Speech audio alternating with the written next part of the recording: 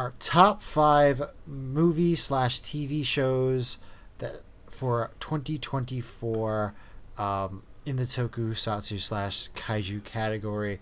And starting off with number 5, it's one of those bordering one of those bordering shows, Monarch season 1. It was 2023, but it ended in 2024. I didn't watch it till 2024, so for me, it's this year. Yeah, it was a really late 2023 show. It came out like right after Thanksgiving, and it ended the second week of January 12th. For overall, I thought it was a pretty good season. I know it was a very divided crowd when it came to that show, but for years with the MonsterVerse, since King of the Monsters, they've been like, let's give us. Half the fan base is like, give us some good human character story, and Monarch season 1 was that good human character story. I kind of did prefer the past story over the current day, but both were good. Great human characters, and some great kaiju in it. We had the big like dragon. I can't think of the name right now. The ion dragon. Yeah. Yes, and then the pangolin things that were in the Antarctic were pretty cool. We had some bugs that fed on the hollow Earth radiation and all that. There's a couple cool monsters. A lot of Godzilla in there, more than I was expecting. Honestly, I was expecting it to be like a Godzilla series. Yeah. Obviously, he was going to show up, but I was surprised with the amount that he actually did show up. Yeah. In the series. If I was to have one criticism with the show, it felt like the present day plot was just there to drive the narrative of the formation of Monarch. Like, we were finding out that story through those characters. Yeah. Instead of it kind of running in parallel. Season 2 looks to be like they're cutting out all of that past stuff, and it's just going to be on these current characters. Maybe we'll get some flashbacks of Skull Island and figure out what's going on there. Yeah, I think this was going to be a lot more Kong focused. Yeah. Which also may have the fans divided as well. Yeah, I know. Oh, another Kong story. Yeah. The Godzilla fans, if the one thing they like more than Godzilla is complaining about Godzilla. So. Yeah. I really enjoyed it. I mean, there was only really one big epic Godzilla fight in the final episode, and he just kicked ass. So definitely would recommend it. The season 2 is currently in production, so you never know. This might be a late 2025 show that we get to see, or maybe early 2026. It depends on how long the post-production stuff. Yeah. This was to me, I felt like it was a movie quality production. Yes. It didn't seem like it was more cheaply produced than a MonsterVerse movie, so it might take some time to put that stuff together. But we'll see what happens. Hopefully 2025. Yeah. And I guess moving on to number 4, we have Netflix's Ultram Man Rising. It was like an Ultraman kids movie kind of reboot for an American audience. I really enjoyed it. I thought it was great. Christopher Sean did a fantastic job as Ken Sato, our lead Ultraman host now for Ultram Man Rising. Really cool story, sort of different origin. Lots of cool action. Obviously, it was targeted towards kids, but it was definitely worked for adults. Definitely a family movie, feel-good movie. Excellent. I think it was award worthy, honestly, when it comes to like an animated movie. I thought it was a very good animated movie. I know there was some complaints about it being a little too kiddie and stuff like that. I can see that, but at the end of the day, that's the type of movie that it was. Like, it's a kids movie. So for you, it's gonna be kiddie sometimes. And Ultraman was supposed to be a kids show. A lot of people forget that nowadays too. Yeah. Yeah, that's kind of the way I feel about it. Is Yeah. it's very it kind of went back to the origins of the series, but also not, because it was It needed to introduce Ultraman to a younger audience here if yeah. it's going to be a starting point. Now, will we get a sequel? I don't know. From what I've heard, it's been very quiet over in Netflix camp right now. So, hoping Netflix just doesn't do the Netflix thing with this like they've done with Gamera and Godzilla Singular Point and Yeah, the Kong it's looking like it might be like a, hey, it didn't naturally just become an absolute hit. And it had toys. Subarai is releasing for the trading card game. They're releasing a starter deck for Ultram Man Rising, so they're still producing merch for it. Yeah, no, and there's new stuff coming out. I think the visual book just came out. Yeah. There's some new SH Fig Arts that are planned down the line for it. There was freaking Ultraman toys in Target a couple of weeks ago, and they even had those little mini, the little houses. I have a case that I want to do an unboxing of. I have not got to do it yet, but there's little minifigs, just sort of like the Godzilla ones that come with the mini buildings with the different kaiju inside. Same thing with Ultraman. So you could look out for that sometime next year on the channel. I have a box of them, but I haven't opened them yet. Yeah, it's something that I would like to see a second entry in on. Yeah. I don't know if Netflix is willing to bite, and it seems like it was expensive to the point where Subaraya wouldn't want to produce it themselves. So it sounds like it's really like they need Netflix to step up and be the people to be like, okay, we're going to do a second one. I would even love like an animated series too. What do you think, though? Well, I think is, why not try to release it on physical media and see what the sales do on that? Like let that be a gauge on like, okay, did this sell well? Is it kind of cold? And are people not really into it? Because you have the streaming numbers already. Yeah. And obviously they're making more merch, so clearly it's selling. Yeah. So I think if you were to try to release the movie, see if people buy it. Obviously if people buy it, I think that's a good gauge of whether or not to make a sequel, or not. It's they've clearly tried doing a lot of promotion for it. There's a lot of promotion around New York Comic Con, but it's a lot of very in-person promotion for this movie. It's not like you see ads or anything like that. Yeah. So it's a little bit more of like a grassroots trying. Like Subaraya seems to be the one that's trying to promote this, and Netflix is just like, we're just hosting it on our streaming service. Yeah. That seems to be the kind of deal that's going on with it. Yeah, I would really love to see a sequel or something. A prequel would even work. That's why I think maybe if they did like a little mini series as like a prequel that shows like Ken's dad as Ultraman back in the day. That would be really cool to see. Yeah. Yeah, that could be. There's just like so many different things that they could do with this. It definitely like just set the groundwork for a lot of different things: sequels, prequels, anything, spin-offs. Yeah. It's just a shame that they kind of left it on a cliffhanger. I mean, it ended. The movie ended, but they set it up for a sequel, I should say. Yeah. Oh, it's super big time set up for a sequel.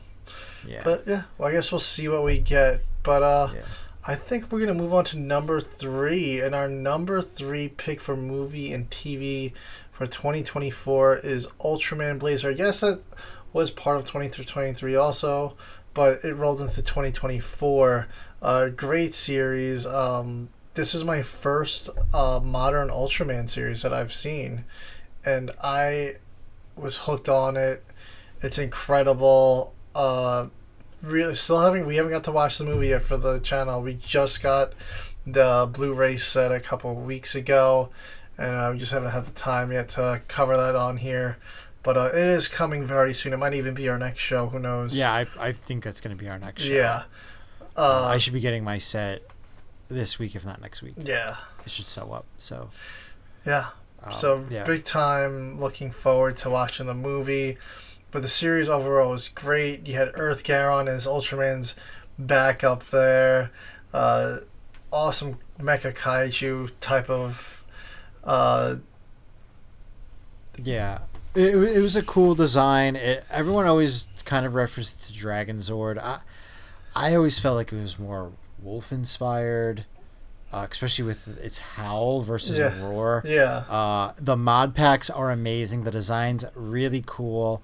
And just to get away from Earth Garon a little bit, I thought the supporting characters in yes, this series were really well fleshed out. They all had really nice highlight episodes, and it felt like a friendly show. Like you wanted to see these characters and stuff. It wasn't like, oh, it's this guy. yeah, I don't really care about this character. yeah, Like they did a good job of doing the weekly Week of the Monster stuff while incorporating its long-term story as well. yes. And Blazar is just different than other Ultras. Yeah, the design, the fighting style, the way he acts, abilities, such a cool look. It really is like gonna be one of those that are like, all right, this is this generation's Ultraman right here. This is like the one that everyone's gonna be like, oh, let's bring him back in, and they've already done it for Arc. Yeah, they've already done it. And I think he's gonna be one of those Ultras that they're just gonna be like, oh, let's pull some fans in for this week's episode for this series here by teasing some Blazar.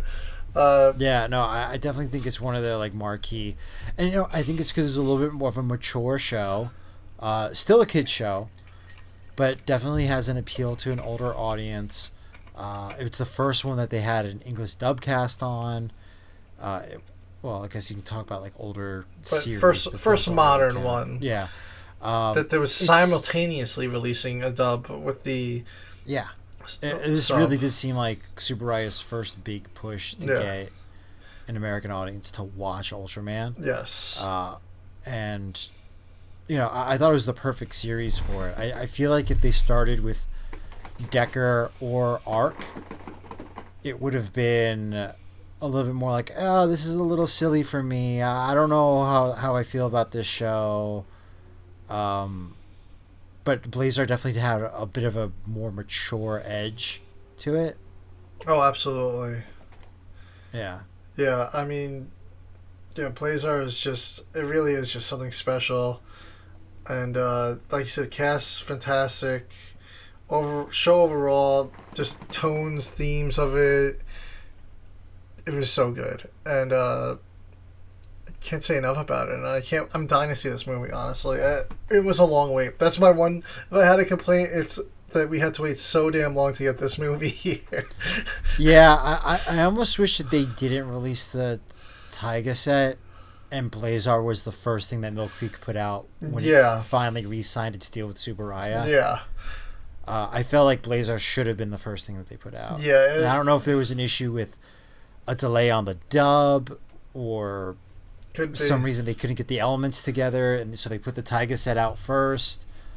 I thought that would have been a better first release for Mill Creek on its re-signing of their Ultraman deal. Yeah, absolutely. But, we have it now finally, and we're looking forward to their next couple of sets they got coming out.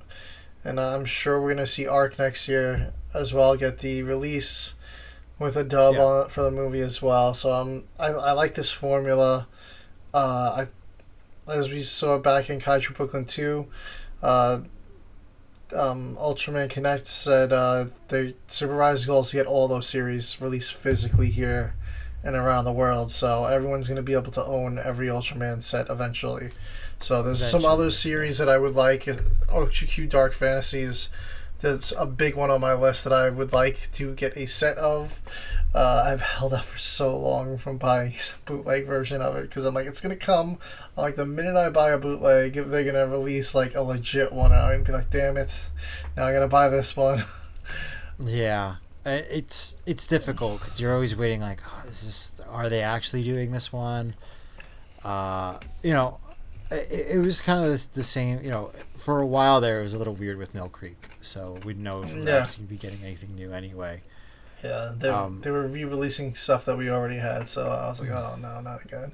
Yeah. But I think that's about all for our Blazar. What do you think? Yeah, no, I think that's good. We can move on to number 2, which is Kaiju number 8, the anime. It's on Crunchyroll, right? Yep, Crunchyroll, not Hulu. A really awesome adaptation of the manga. Kafka Hibino is Kaiju number 8. Takes place in Japan. It's at a time period where Kaiju had risen and they've been around for years at this point, and now there's a special defense force. The 3rd Division is the division that Kafka joins to be with his childhood friend Mina, who is the captain of that division. He made a promise to her as a kid that he would be by her side to fight the Kaiju after their town was destroyed. And Kafka, for years, has been on the Kaiju cleanup crew, so pretty much anytime Mina, who's like one of the best Kaiju killers around, kills a Kaiju, it's his job to clean up the bodies. And one day he meets this cadet Reno, who wants to become part of the 3rd Division, but he figured I'd do Kaiju disposal first. Maybe I'll learn a little more about the Kaiju, and then they're like, oh, Kafka's always wanted to join, but he always fails, and he's old now. And overall, Kafka's a funny character. The Kaiju are some pretty out there designs on the series, but then there's some like really simple ones that you're like, all right, that's like, something that I like to see. Like it opened, like the first episode, there's like a big, like iguana type Kaiju that they show, but then there's other ones where it's like this big amalgamation of whatever. It's like a spider with like a skull head or something, and there's some really out there looking ones, like some mushroom style designs, and the weaponry and everything's really cool. But eventually Kafka ends up in the hospital, and he does become a part Kaiju, part human, and it's kind of like him battling with that, and he does apply for the 3rd Division, and he uses those Kaiju abilities to his aid, but he's got to kind of keep it under wraps, because if they do find out he's a Kaiju, he could be dead. Really funny series. Kafka's a great lead male character. He's not your typical buff guy superhero. He's like a middle-aged kind of overweight guy. It's almost like if they were like, let's make Homer Simpson a superhero, kind of what he is. He's a big source of humor, but he's underneath all that, he's got some serious goals, and it's just another mask that he's got on. Definitely looking forward to the 2nd season. We know it's coming. It's in production. There's gonna be a special episode. I want to say it's January or February, but I don't know if we're actually getting that here in the States. I don't know if it's kind of like a Japan-only release, but season 2 is coming. I myself just finished the 11th volume of the manga, and I'm pretty much caught up with the stuff that's released physically now. Highly recommend this series. I think if Dan did watch this Kaiju number 8 series, he has not. I haven't watched it yet.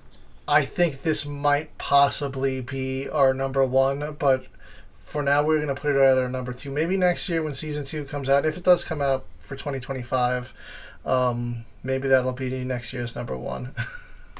Yeah, no, I wish I had seen it, but unfortunately, I just haven't watched it yet. I just have to get a Crunchyroll subscription. I think that's just what it comes to, because there's a bunch of stuff on there that I've been wanting to watch, and I'm just like, I can't wait. But yeah, I think that's what it's gonna have to come down to. You're gonna love it, and you're gonna. Yeah. I'm telling you, since it's all out there, you're gonna end up. I know you, and I know you're just gonna end up binge watching it in like a day or two. Yeah, well, I was thinking about just getting the mangas and just. Yeah. I read the first volume of the manga, and I really, really liked it. I think I read it it was 30 minutes or whatever. It's such a quick read. They're all very quick reads. Yeah. So I was like, I know I could binge read the whole series in one day. Yeah. So you know what, maybe that might come before the binge watching. Yeah. I have them on the shelf, so maybe I'll just throw them in a bag and be like, here, just read them. Yeah, maybe. I'm currently on my reread of Dragon Ball right now, so we have to see. but I'm not too far deep. I mean, I read the entire Ultraman manga in like 3 days. And that's up to like volume 19 right now. Oh boy. 20's come. I think 20 just came out. Yeah. So before we get to our number one, we have a couple honorable mentions. First one being Ultraman Arc. That's kind of like this year's newest series of Ultraman. Kind of mixed reviews on this series. You know, it's a little divided in the fan base on how people feel about it. It wasn't the most warm. It wasn't the warm welcome that Blazer got. No, but I personally, I don't mind it. I enjoy it. I'm watching it weekly. I'm keeping up with it. It's definitely no Blazer. That's absolutely for sure. It's not a defense force. They're like almost like they're people that show up and do things, but we don't know what those things are. It's almost like what are those guys called that are not like real cops? Auxiliary police. Auxiliary police. They're almost like auxiliary police. They're like their job is to be like, they do research on kaiju. They're kaiju investigation, and like they kind of like gotta try to predict when they're gonna come out, but they don't do anything defensively. They have like these guns that aren't really guns. I don't know. They're like a taser or something. It's a little weird. It's you can't really explain what they do, honestly. And you know, Blazer does not have a backup to help him. We got Yuppie, who's like the robot. He's almost like he's literally like Alpha 5. He's just this goofy robot that's just mainly there for comedic relief. He doesn't get big or anything. He does the interesting thing is that we do find out that Ultraman Arc is actually called Rution, and he was just not from the Land of Light. He's from another planet, and we get his whole origin and how he saved Yuma, who's his host, as a kid, and he's been with him for years, but he's only just been able to regain power because it took a lot of energy out of him. And a lot of what's going on is like the after effects of him coming to Earth. And I don't know what the grand finale is going to be of this. I mean, I felt like we sort of wrapped up the main story like episodes ago. And now it's kind of been filler. But I'm sure it's going to circle back and it's going to be like, oh, you didn't really finish this and there's still this going on. But overall, it's a pretty good series. Didn't make our top 5, but we'll see where it goes. I appreciate that it's getting an English dub as well again, and we're getting a movie. So hopefully we get that on physical as well. And yeah, I'm gonna see it out, and I'm looking forward to Ultraman Omega next year. Yeah, no, that we don't know anything about Omega yet, but that definitely seems. It's a cool name. It is. It is a cool name. There's some rumors that it's going to be an Ultraman Z/Zero tribute season type of thing, but that's not definitive. That's all just fan speculation. Well, that would be cool because I love me some Zero. I think that 0 and 7 are kind of like the coolest thing. You know, like they're just cool. Yeah. All around. So. You know, if we can get a tribute season to them, I think that's cool. Even though we got one 5 years ago. Yeah. It's like I don't know. It's just you like it would be cool, and then maybe it'd be a more multiversal type of series. Yeah. I don't know. So far, these are kind of standalone. Then they did the whole Arc Blazer crossover, which was like a multiverse episode. You know, part of me wants to believe that these rumors are true, mainly because I feel like this like YouTube series Mill Creek set that's coming out, where that's like really big multiversal stories with Ultraman Zero in it. Yeah. Maybe they're just like, hey, we need to get this audience up to speed on all this stuff. So if you could just throw that out there, because this really seemed like it came out of nowhere. True. Yeah. Like, if you could just throw all that stuff on a disc, that would be great. Yeah.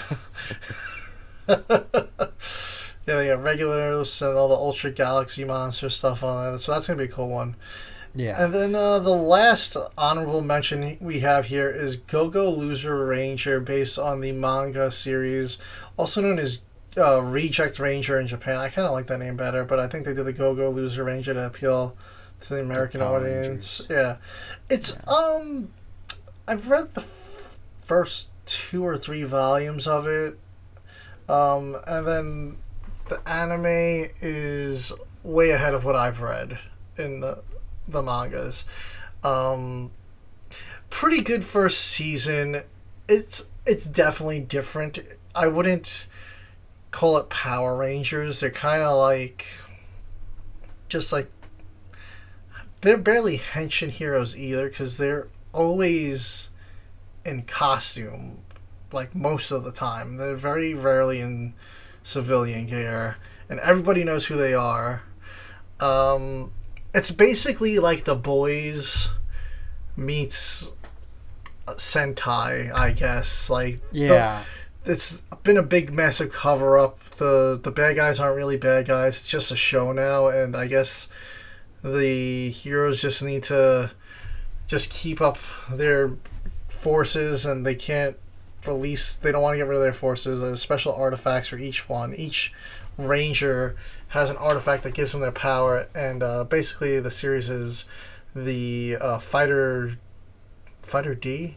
It's been a while now. Fighter D his goal is to kill each of them and get their artifacts for other members that also want to overthrow the Rangers. And the belief is that the boss monsters that control the henchmen don't exist anymore, but we do eventually find out that there was one out there, and who knows if there's more.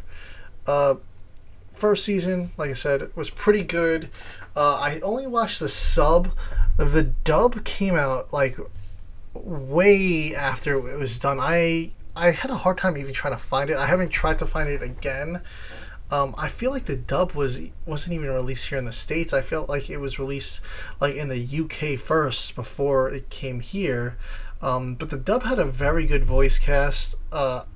When season 2 does come along, I do plan on watching the dub to catch up and just to see how the voice cast was on that. But overall, it was a pretty decent series. It wasn't my favorite, but I enjoyed it. Yeah. This is like another series where I just didn't watch it. The concept to me just didn't really like. I don't like The Boys. Yeah. So when I heard it's like The Boys but with Power Rangers, I was just like, it doesn't really do it for me. Yeah. So I haven't watched it. I might read, some of the manga. I might borrow some volumes from you before I really start jumping in and buying stuff for it. Yeah. Because it sounds like an interesting idea, but I kind of want to see how it plays out before I fully commit to it. It's got some good comedy, but it's also like kind of like comedically over serious too sometimes. Like they're trying to be over serious, but it sort of ends up being funny.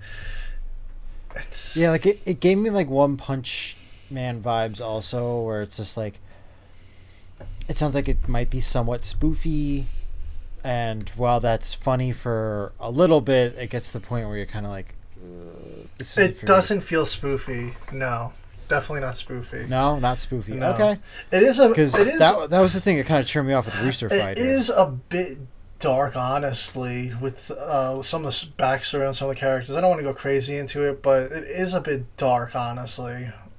Yeah, because I read like most of Rooster Fighter, and I just got to the point where I was just like, this isn't for me. Like I was not enjoying reading this. Oh, I'm glad that you told me, because it's been one that's on my radar for a while, and I'm like, it's kaiju-esque, but yeah, it's not my cup of tea. All right, I don't want to say it's bad. That's good to know. It's actually drawn very well, and like I could see where people might like this, but like it's just not for me. All right.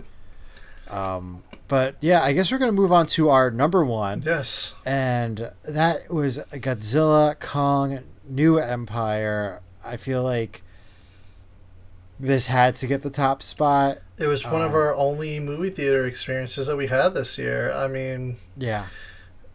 it was a fun time, fun watch. You know, another Godzilla movie where people were split, but you know what? I had a good time watching it. The soundtrack was awesome, I thought. The soundtrack was amazing. I liked the human characters. Yes. I liked who they swapped out and who got replaced in. It gave me very like mid to late Showa vibes with like a little bit more campy, Yes. but like in an enjoyable way, not in a Yes. bad way. And I felt like that was really the way it needed to go. It did have like the whole like, oh, if we don't do this, the whole world's over type of vibe. They have to have that in like every movie. But like it wasn't as like over the top serious as like a King of the Monsters or Godzilla vs Kong. It was a slightly silly. It was a sillier movie. Like, it just was. It was fun to watch. It was like Red Monkey's gonna release a Cold Boy on Earth. Yeah, that's what it was. Yeah, and it was good. We're not writing Shakespeare here. It was a drag out brawl monster movie with some funny jokes in it, and it's just a fun time to watch. Well produced. I felt like the action was really good. The comedy hit. I think that Godzilla sleeping in the Coliseum is probably like one of the most iconic new shots that has been produced from the series. Like, even people don't like that movie, like they still make tons of merch of that Godzilla Coliseum thing because it's just cool. Yeah. I like the evolved design. I know not everyone's a fan of it. I thought that was a really good slimming down of the modern big boy Monarch Chunky Monsterverse series. Yeah, I felt like it was a cool redesign. And it was the way they got there was really cool. And they introduced the new kaiju Tiamat, which was only previously seen in comics, and now now it made its big screen debut, and it was a hit. People love Tiamat, and it looks like they're bringing him back. Yeah. I didn't get to read that story yet. I have the digital on that, but I'm gonna read it. Yeah, and then they had the video game, which kind of was like, oh, there's a Tiamat Junior type of thing. Yeah, that video game is definitely not making it on the top anything list. No. I mean, it might make it on the top list just because there's like no kaiju video games. Yeah, if we had to do a kaiju video game list. We did a kaiju video game list. Well, this is the only one that came out this year. If you don't count the Giga Bash DLC. Yeah. Number one by default.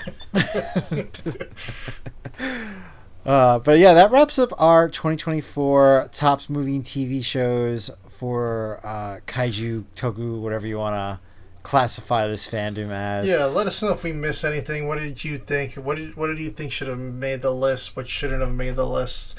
I know some of you guys are divisive on that, but yeah, what movies, TV shows do you think should have made the list? Did we miss anything? I think we did the honorable mentions pretty well here. Yeah, I feel like the only thing that we didn't mention is like whatever Kamen Rider's doing. Yeah, we just don't. We don't keep up with Kamen Rider, unfortunately, guys, and it's not really wildly available without sort of pirating it illegally. Yeah. So yeah, it's